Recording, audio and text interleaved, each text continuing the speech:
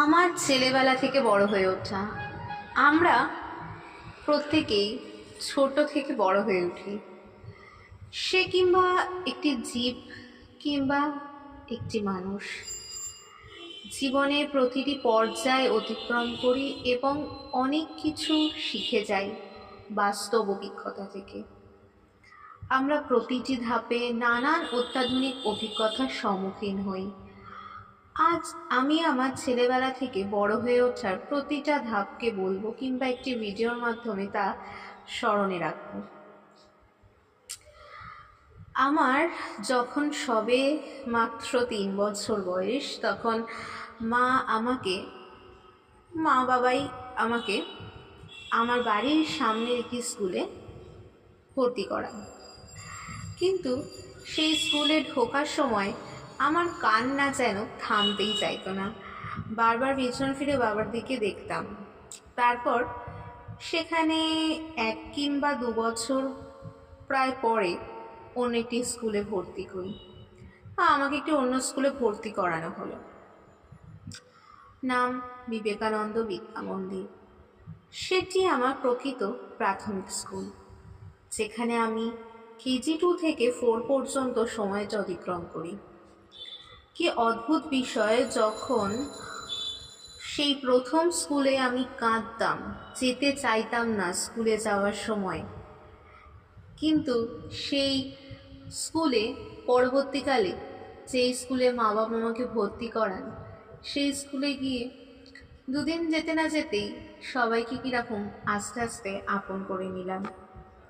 তারপর যখন 4 হয়ে গেল, 4 দিলাম, স্কুল ছাড়ার মুহূর্ত, তখন খুব কষ্ট হতে লাগলো যে আবার অন্য স্কুলে গিয়ে, আবার অন্য জায়গায়, আবার নতুন পরিবেশ, আবার নতুন বন্ধু, সব কিছু মানিয়ে নিতে হবে। পারবো তো?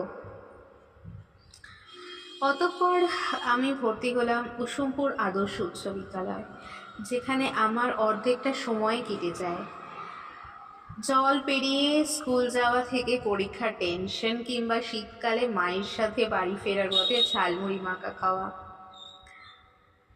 সেই দিনগুলো মনে পড়লে কেবলই মনে হয়, এই তো সেই দিনের কথা। সময় কত তাড়াতাড়ি বয়ে যায়, আমরা কত তাড়াতাড়ি বড় হয়ে উঠি, কিন্তু সেই সময়টা যেটা আমরা পেরিয়ে এসেছি, সেই সময়টা চাইলে আমরা কিছুতেই আর ফেরত পাই না। তারপর স্কুল শেষ করে কলেজ লাইফে পদার্পণ। স্কুলে আমি একটি কথা শুনেছিলাম যে স্কুলের মতো যে সময়টা, স্কুলে কাটানো সময়টা, সেই সময়টাই সব থেকে জীবনের শ্রেষ্ঠ সময়।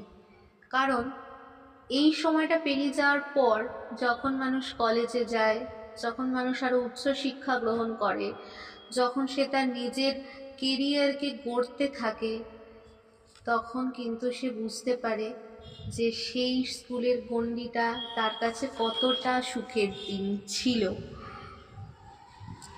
আমি ব্রহ্মানন্দ কেশবচন্দ্র কলেজে বটানি অনার্সে ভর্তি হলাম।